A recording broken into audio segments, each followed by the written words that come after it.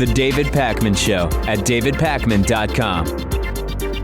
Welcome to the bonus show. I recently read an article in the Wall Street Journal, which, as I mentioned yesterday, is not going to be calling out Donald Trump on its lies, about what they call routine jobs disappearing. And routine jobs are defined as middle-class work that is based on a very narrow set of repeated tasks. So if you imagine, for example, certain factory welding jobs that are based on very, very similar repeated welds, that would be considered a routine job. And it's routine in the sense that it's the repetition of very similar tasks.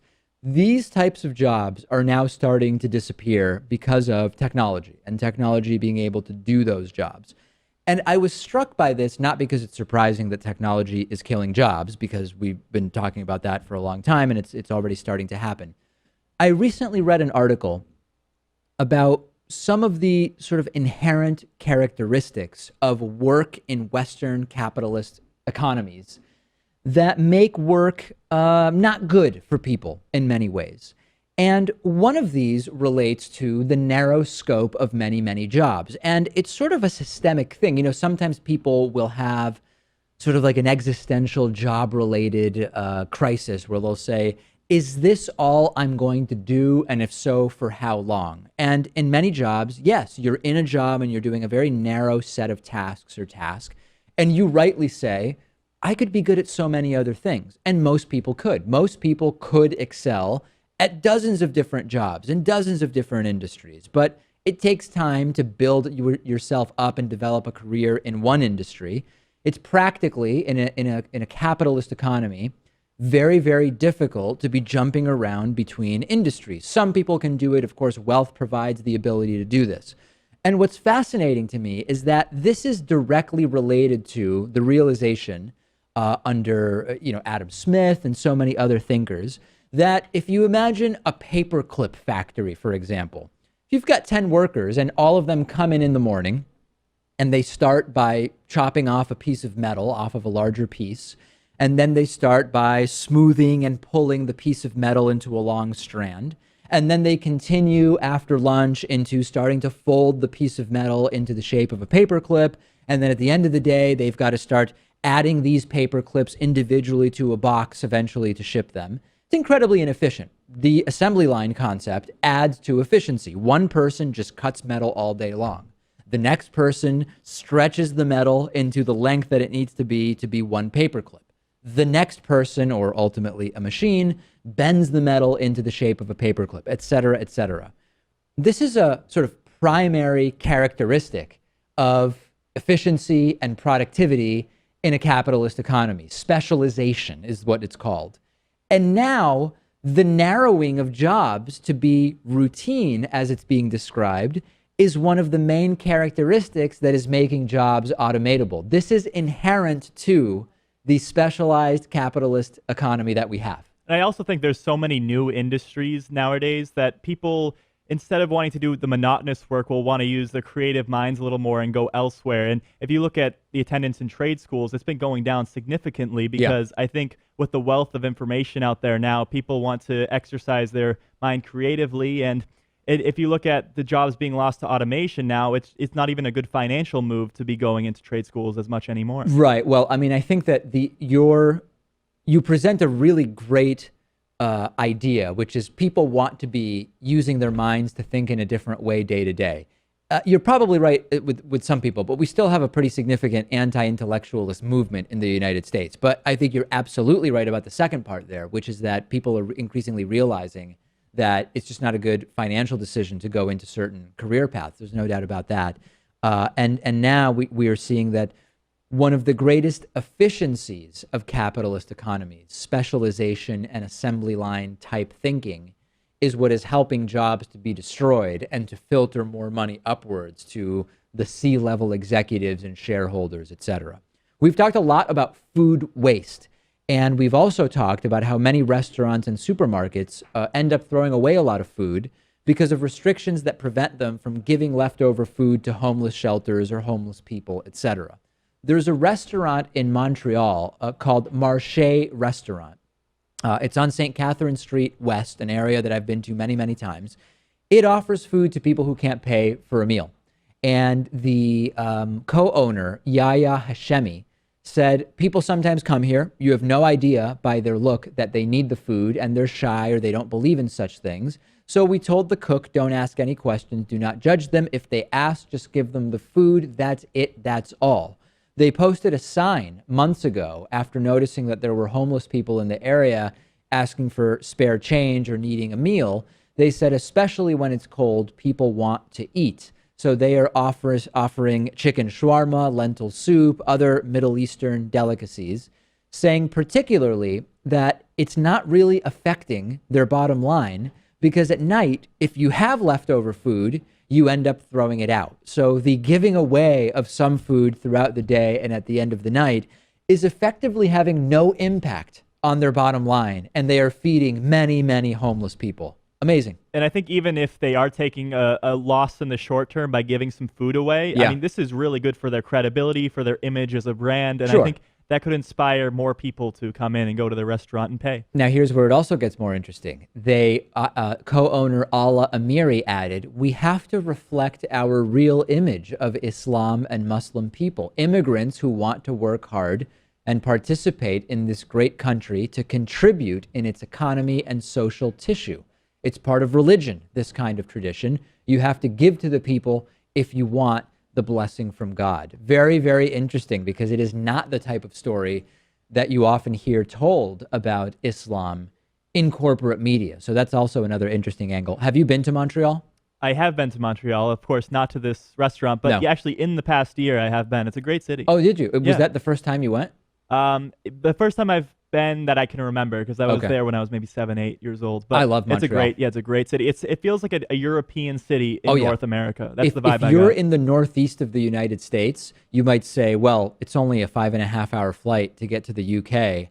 You can get a real European experience by just driving north of the border into Montreal. And I absolutely love Montreal. I've been going since I was a kid because when my family first moved to the US, we had no clue what Thanksgiving was. And, so it was like what do we do on Thanksgiving? We would often go to Montreal, where I know that our Thanksgiving overlaps with their Boxing Day, I believe. But mostly things are open. So very often I would spend American Thanksgiving in Montreal. And then I think I've been with friends probably 4 or 5 times, maybe even 5 or 6 times. I think it's a great city, great museums. There's sightseeing. It's an opportunity to practice my French. Yep. I'd go back soon, except it's freezing right now. I actually experienced a little bit of culture shock when I went there, even though it's only 4 hours, 5 hours away. Yeah. Because I don't speak any French whatsoever, and most of the people prefer that you speak French. They also speak English for the most part too. Yeah. But if you don't even try to speak French, they don't treat you very well. Well, yeah, I mean, I think it's a stereotype that you're not going to be treated well. I do think it's true Yeah. that they are very French centric, and they would prefer that you speak French. Now, if you leave Montreal, because I've stopped sometimes in little towns outside of Montreal, very often there is no English spoken there. I mean, a lot of people who live outside of the city of Montreal in that area, they actually don't speak English, and they can't speak English with you. And then it makes it all the more interesting, I guess. And it seems surprising coming from our more American context, because that's just how it is in Europe. If you go a few hours in any direction, they're speaking a foreign language than what you speak back home. Yeah, absolutely. Yeah. It's so much more common if you grow up in Europe, whereas here you might be driving from Massachusetts to New York State, for example. You might be driving from, France to Spain or something like that. Same length of the drive. Same length of a drive, and you'll be experiencing different languages. Yeah, that's something that's just a major difference in terms of growing up in the United States. Okay, I want to talk briefly about yesterday. I had an amazing experience. I'm participating in the Anti-Defamation League's Glass Leadership Institute, which is a 9-month program, I guess I would say, for relatively young professionals. I mean, I think the general age in the group is like 22 to maybe 40 or 38 or something like that. And it's a series of classes culminated by a sort of a summit in Washington, D.C. Each regional Anti-Defamation League office has its own Glass Leadership Institute. And you learn about a lot of different things. You learn about bias crimes. You learn about bias in policing. You learn about terrorism around the world. You learn about how to better educate high schoolers and middle schoolers to prevent discrimination on the basis of protected classes. I mean, it's pretty wide ranging. Yesterday, we had the opportunity to go to the MBTA Control Center in Boston. Now, the MBTA is the Massachusetts Bay Transit Authority or Transportation Authority. Transit. It's basically the public transit organization. They control or oversee bus transportation, subway transportation, as well as the commuter rail. And we went to their facility that mostly deals with the subway. We got a tour from the deputy police chief of transit police. And some people might think transit police is like security, but actually transit police in Massachusetts is the 10th largest police department in and of itself. It is more or less equivalent to state police. They have jurisdiction on highways. They have jurisdiction all the way out to roughly the middle of the state in Worcester. And it was such an impressive experience in a number of ways. Number one, there was significant focus from the deputy police chief about how they train to avoid racial bias in policing and really take a behavioral approach. Now, if you think about, well, when we think about airport security, who is known for the behavioral approach? It's, of course, Israel, Tel Aviv, Ben Gurion Airport, which is known for a focus on behavioral profiling. And indeed, the Massachusetts Transit Police train with Israeli police and airport security. And that is where a lot of the training on behavioral observation came from. And we heard about very candid statements, Pat, like, if I'm picking people based on skin color, I'm going to miss a lot and I'm going to endanger police because I will make those people distrust police in the future. It's so enlightened compared to what we see in so many police departments. This idea that if I want to reduce police shootings, one thing I should do is generally work to improve trust between people and police. And racially based profiling, like stop and frisk, for example, does the exact opposite. Yeah, it's a great thing when you have a 2-for-1 there because, of course, racial profiling is wrong within itself. Yeah. But also if it's counterproductive to what the police are trying to accomplish, that's a 2-for-1. Now, this got us to a conversation about turnstile jumping. In New York City, jumping the turnstiles, getting onto the subway, is sort of stereotyped as a very selectively pursued infraction, where disproportionately the feeling is, and I don't know what the data is, that non-white teenagers, for example, non-white homeless people who are using the transit system will be actually detained and put in trouble by police than those who are white. That is very along racial lines, it's enforced. I'd imagine that it's very hard to get statistics on that sort of thing unless you're monitoring the cameras over a long period of time. I think you're right. Now, what was interesting was we were told about how the turnstile jumping actually leads to solving a lot of really big crimes because somewhere between in Boston, 1 in 6 and 1 in 10 turnstile jumpers have warrants out for prior crimes that they've committed. So from a law enforcement perspective, when someone jumps a turnstile, it now gives you a reason to run their information. And somewhere between 10 and 16% of the time, that's a wanted person that could be wanted for a violent crime, theft, burglary, whatever. So they sort of presented to us the importance in terms of solving crimes of detaining turnstile jumpers, but they also are very proactive in terms of when it comes to, number one, the profiling. They don't do the racial profiling. They do the behavioral profiling, as I said, but also with kids. This is a real problem where you take a 15-year-old who jumps a turnstile and you give them a criminal record that could impact them for their entire lives.